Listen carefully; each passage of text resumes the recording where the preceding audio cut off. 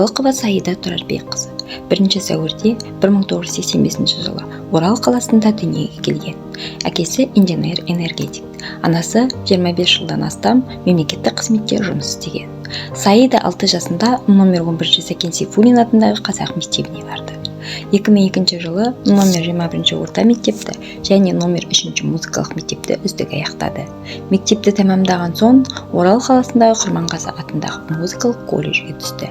Мұны да үздік бітіріп, 2006 жылы Астана қаласындағы Қазақ ұлттық университетіне оқуға түсіп, оны 2010 жылы үздік бітірген.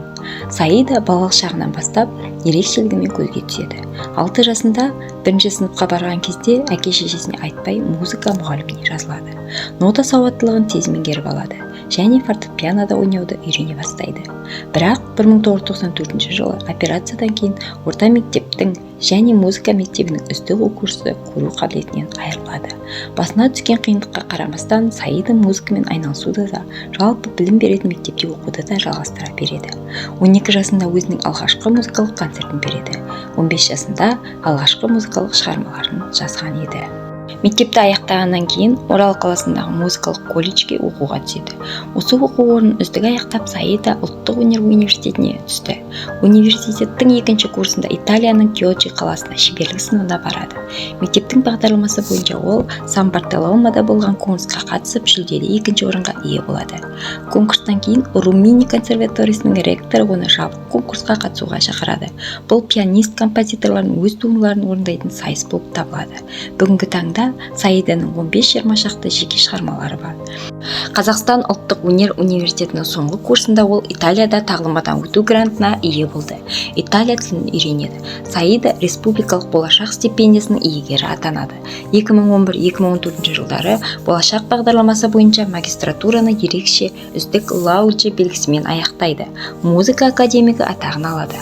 Бұдан әрі ректордың шақыртуымен Флоренциядағы Керубини атындағы консерваторияға көне музыкалық жоғарғы оқу орнының магистратурасына оқуға түседі.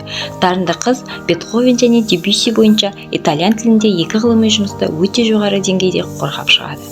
Бүгінгі күні Саида Қазақстанда, Ресейде және Италияда жеке концерттер береді.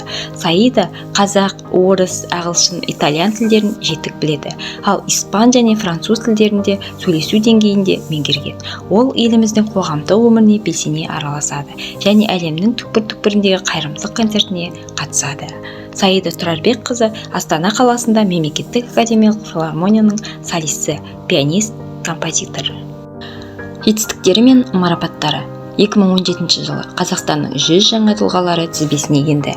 Ғазиза Жұбанова атындағы республикалық атаулы стипендиясының лауреаты, Италия елшілігіндегі білім беру грантының иегері, Қазақстан Республикасы президентінің болашақ халықаралық стипендиясының және Қазақстан Республикасы мәдениетінің дамуына үлес қосқаны үшін Жан Шуақ премиясының иегері, Қазақстанның 100 жаңа тұлғалар жобасының 2017 жылғы жеңімпазы.